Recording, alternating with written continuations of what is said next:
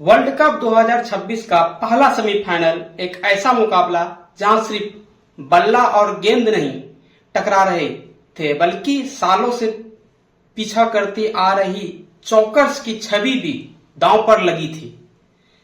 एक तरफ south Africa national cricket team जो हर बड़े टूर्नामेंट में उम्मीदों का पहाड़ लेकर उतरती है और दूसरी तरफ न्यूजीलैंड नेशनल क्रिकेट टीम जो शांत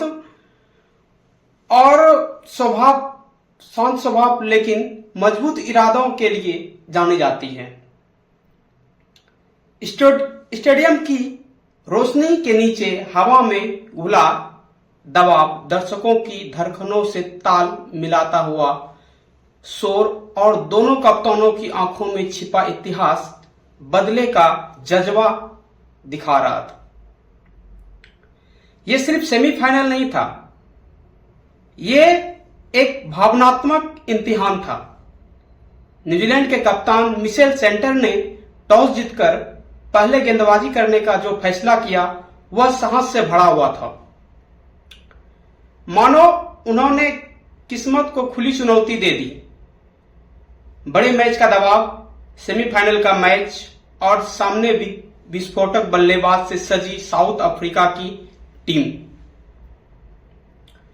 लेकिन सटनर ने भरोसा किया अपनी गेंदबाजी पर। साउथ अफ्रीका की शुरुआत उम्मीदों के बिल्कुल विपरीत रही।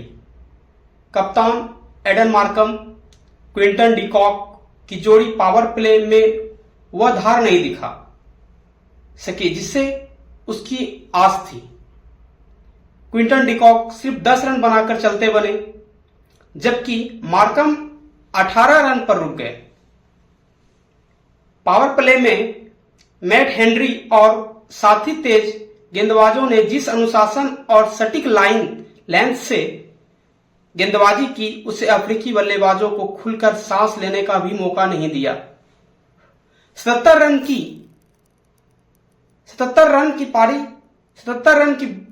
रन पर 5 विकेट गिर जाना इस बात का सबूत देता है कि न्यूजीलैंड ने मैच पर अपनी पकड़ मजबूत कर ली थी।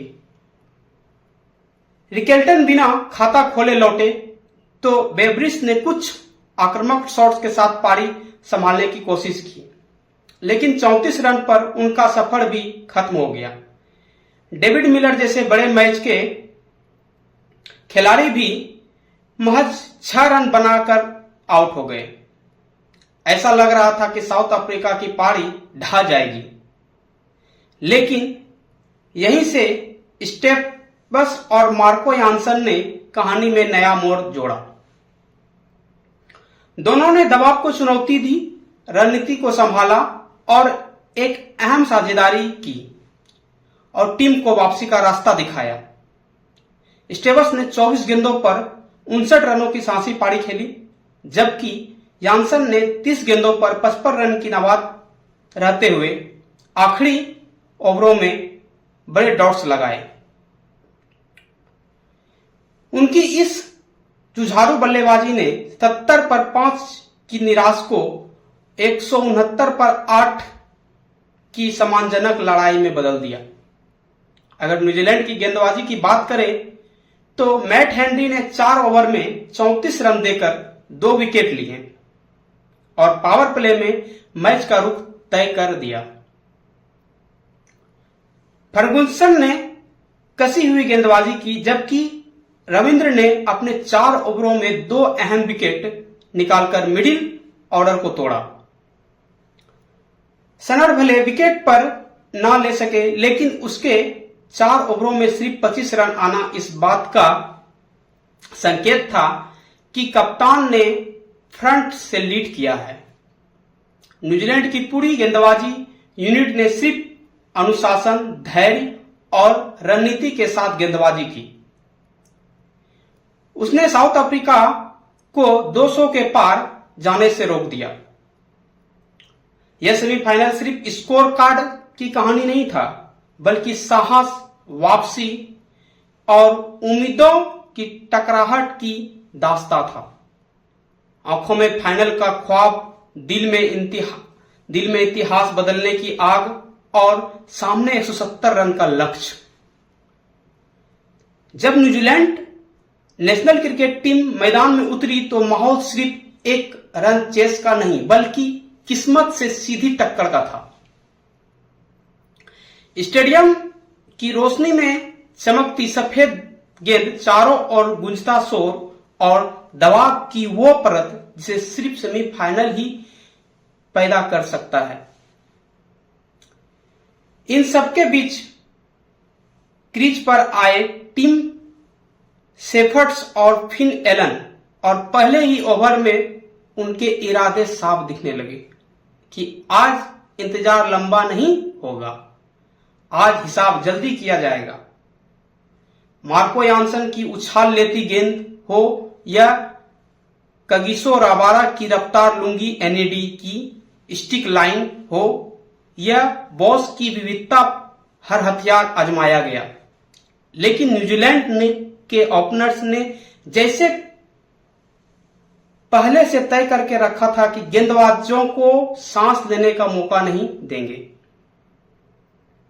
शेफर्ड ने क्रीज का इस्तेमाल करते हुए कभी आगे बढ़कर कवर के ऊपर शॉट्स जड़ा तो कभी बैकफुट पर जाकर पॉइंट के बीचों बीच शॉट्स जड़ा।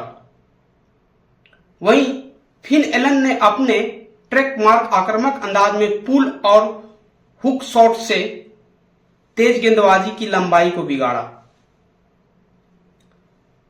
जब गेंद थोड़ी भी फुल हुई तो सीधे साइड स्क्रीन के पार भेज दिया। पावर प्ले में 6 ओवर मानो तूफान की तरह गुजरे।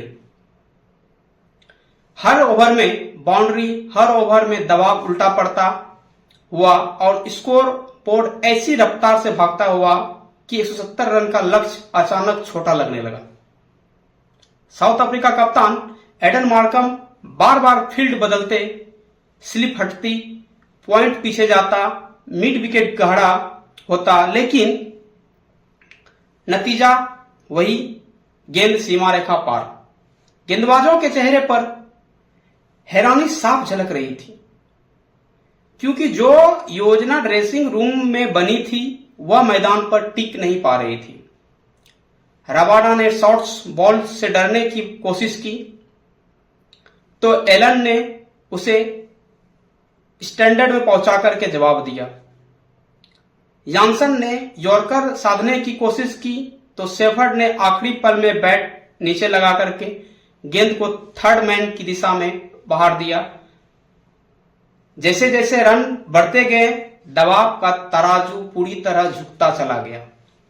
यह सिर्फ ताबड़तोड़ बल्लेबाजी नहीं, यह मानसिक भरत थी। एक संदेश थी कि आज डरने की बारी हमारी नहीं। साउथ अफ्रीका ने 169 रन पर पहुंचकर जो उम्मीद जगाई थी वह उम्मीद हर चौके के साथ टूटती चली गई। दर्शक जो एक कड़ा मुकाबला देखने आए थे वह हैरत से एक तरफा होती जंग के गवाह बन रहे थे। कमेंट्री बॉक्स में आवाजें ऊंची होती जा रही थी। कैमरे बार बार मार्कम के चेहरे पर जाता, चिंता की लकीरें गहरी होती दिखती। पावर प्ले खत्म होते होते मैच का रुख लगभग तय हो चुका था। रन रेट नियंत्रण में, विकेट सुरक्षित और विपक्षी गेंदबाज बिखरे हुए। यह वो आक्रामकता थी जो बड़े मंच पर कमी देखने को मिलता है, जहां आमतौर पर टीमें संभलकर खेलती है, लेकिन यहां शेफर्ड और फिन एलन ने जोखिम को हथियार बना लिया। हर शॉट्स में आत्मविश्वास था, हर रन में फाइनल का सपना और हर ओवर के साथ यह एहसास गहरा था कि न्यूजीलैंड सिर्फ जीतने नहीं बयां देने उतरी है। 170 रन का लक्ष्य जो शुरुआत में चुनौती जैसा दिख रहा था अब औपचारिकता में बदलता जा रहा था। साउथ अफ्रीका गेंदबाजों के चेहरे पर थकान और निराशा साफ दिख रही थी क्योंकि उसके सबसे बड़े उम्मीद शुरुआती विकेट उन्हें मिल नहीं रहा था। इस विस्फोटक साझेदारी ने मैच को समय से पहले फैसला सुना दिया और जिस फाइनल का ख्वाब साउथ अफ्रीका मेहनत से जिंदा रखा था उसे न्यूजीलैंड की ओपनिंग जोड़ी ने बेखौफ बल्लेबाजी से चकनाचूर कर दिया।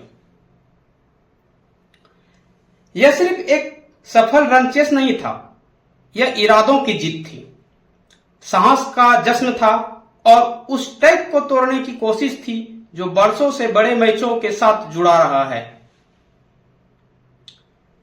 उस रात रोशनी से नहाए मैदान में शेफर्ड और एलन ने साबित कर दिया था कि जब दिल में आग हो और नजर फाइनल पर टिकी हो तो लक्ष्य सिर्फ एक संख्या बनकर रह जाता है।